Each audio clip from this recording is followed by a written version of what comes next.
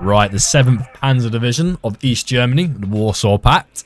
So what we got here, so it's quite similar to the other division we did on the last episode. Very similar to the 4th Motor Protection Division. Pretty much most similar stuff. Let's see if we can find anything new in this division here. So we got the, let's get out there. The T813 munitions truck here. Pretty cool because obviously the size of ammunition you get in this thing is pretty good. BTR 50 PU, I think you can get this in both divisions as well, which is just standard CVs. BMP 1, K, SP2, nice, we've seen this before. SPW, BTR 60 PU as well, pretty good. Get your good little selection there, kind of standard across the board. Right, what new units we have in here? We must have something new, maybe. Might be in the tanks area because it's a Panzer Division. Just the UAZ with the SPG-9, also the anti-GM infantry. We've got the Salkus, Concourse, and the Fagut. So, obviously both give different range. You've got a good selection of vehicles as well of that, which is nice to see. The Pioneers, these are your command infantry. Not bad stats, just standard. As you can see, consider the same as the other division. And both the Pioneer here as well. Motor Schutzden, Motor Protection, FUH. Still don't know what that means, maybe command of some sort. Got a good selection of vehicles as well for them actually. So we've got the best units we got here. We got the Motor Schustens, just the Motor Protection Infantry units here. It's kind of cool looking units, got some pretty cool skins. Pretty badass. Right, we'll go with the Panzerjägers now. Probably one of the best units here we got in this division itself. Best infantry units. Some good weapons, PKM, always good when you got to see a PKM, you know it's going to be not a bad unit as well. Not bad actually, got a good selection of vehicles as well for it, as they are quite expensive. Look at 85 points, it's not actually a bad amount of points actually to spend on some good infantry. Nice, let's look at the artillery pieces. What do we have? What do we have?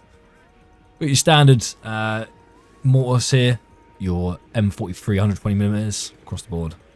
All divisions in the Warsaw Pact. At least you have the option to use that as well. Got two self-propelled guns, the Akatesia and the Gwozdika.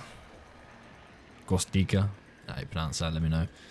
Comments below there. It's wrong.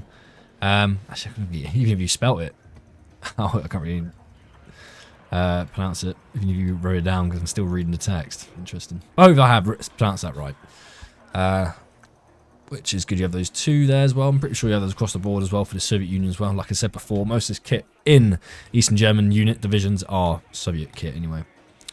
And the MFRWRM-70. These were the multiple launch rocket systems I really like. Probably one of the best in the Warsaw Pact because the amount they've got and rate of fire and everything is pretty good. So I really want to use these at some point. We should get some footage of these as well in the game soon. Next, this is what this division is all about, is the tanks. Tank tree. So she's got the standard Flame Panzer T055, which obviously has both a gun and a flame cannon. As you can see just down the left side, it's really good against infantry this. So definitely wise to pair that up with infantry in trees or in wood blocks or whatever, or in towns. So we'll do some serious damage. A T-55-8 command tank. We've seen this one before. We've seen all the T-55s as well, all the way up to the T-55 AM-28 or 2B, sorry. Which is actually a really nice bit of kit, 2,800 range there. It's not even a bad price as well, so definitely up there, something I'd definitely equip. And it's got the BDRM2, which is the Concourse version, with the HGM on top, the Concourse, which is nice. Standard, a little bit of vehicle can get around. Here's the new vehicle, so they actually got T-72s equipped in this deck, which is pretty nice to see actually. So we've got the KPZ T-72 here. Your standard tank gun, not a bad price, 100 points, probably one of the best tanks. Probably a good price actually. I'll probably do probably more of the T-55 potentially. But I don't know actually, because it has got anti-tank, so but it's got better armor. Depends how you want to play. Alright, what we got? So we'll go down in price, we'll work this one. The KPZ T-72M. Let's have a look at comparison compared to the normal T-72. Probably just looking at better actually. Yeah, better actually on the move and the static. For the main gun, really, that's about it. Reloading time and salvo length. Salvo length's a little bit longer. Reload time's same as aiming time and rate of fire. Alright. Interesting. And has it got any more rounds? No, they haven't. So you're literally just getting an extra bit of axi. It's interesting for a for an extra 30 points. It's quite a lot, really. Quite a lot to ask. If you bring that up, you're getting 68% axi, which is really good. Right, next is the KPZ T72M1. So, nice bit of kit. We're looking a bit better now. The stats as well, once again, pushing it up. Better front armor as well. Nice. And lastly, we have the T72M, which is just a command tank, which is just the exact same as the 130.1, but it is a command tank. So, as you can see, it's got a little bit better stats. Actually, no, a little bit worse stats in regards to the gun itself. What does it? Let's compare them side by side. I don't know, it is as well. I mean, the stats a little bit less, but I guess, well, you are paying for the command tank. It's quite a steep price, really. I would have expected maybe like 210 or something, but you're paying an extra 100 points just for that command capability, which is a bit odd, because some tanks you're only paying about 80 more points command capability in other divisions, which is interesting. But cool, nice, really nice looking tanks as well. They're doing really well, these vehicle models and skins and stuff, look fantastic. Right, next, let's move to the recon. What do we have here? We've got UAZ. With the infantry here, which is the Clara. I should we pronounce that again. It's a nice looking infantry here. Good, not bad stats, good weapon systems. You're able to get a helicopter and the BMP-1 with this infantry here as well. That's really good capability there. Give you more options, which is really nice to see. I like to see that. Options is always good. More options the better. Just your BRDM2, nice. BRM1, I really do like this vehicle because exceptional optics, really good bit of kit. Get your MI2 Recon helicopter, see that before. It looks like we've got some special forces units here, some special Flaukra. I guess that probably means some sort of recon, special recon unit of some sort. Well, not bad, submachine gun, light support weapon, and anti-tank rocket. That's not bad actually, a combination of a submachine gun and a light support weapon. Pretty good. Pretty good infantry, I reckon. These guys are pretty good. Optics good, exceptional stealth. Strength 9 men as well, so that's quite a large recon unit, and they've got exceptional stealth, so that'd be a pretty good unit to go up to use out in the battlefield. Actually, I can imagine these guys are really good up against other infantry, and probably right up there the best infantry in the game. So that's pretty cool. Right, next, what we got? Got this Strela 2M TM missile, surface to air missile. Nice, loving that. Not a bad price as well, really cheap actually. You can probably fling loads out on the battlefield, which is really good. You're looking at how much you spend, 30 points, probably one of the cheapest AA units I've seen in the game so far. Shredder 1, air defense on the vehicle with the BRDM platform. And then you've got Shredder 10M. Once again, I've seen this before already in other divisions. And the Cub M3, once again, you've seen all these vehicles here in the other divisions here. So you got the choice to use them in this deck as well, which is pretty good. The options in the right there, which is nice. Next, some helicopters. What we got?